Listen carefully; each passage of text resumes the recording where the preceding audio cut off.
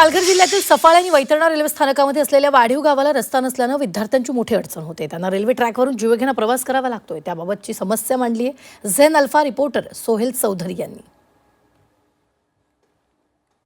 माननीय भारताचे पंतप्रधान मोदी साहेब, तुम्ही तर संपूर्ण टीव्हीवर म्हणतात की मुले भारताचे भविष्य आहेत।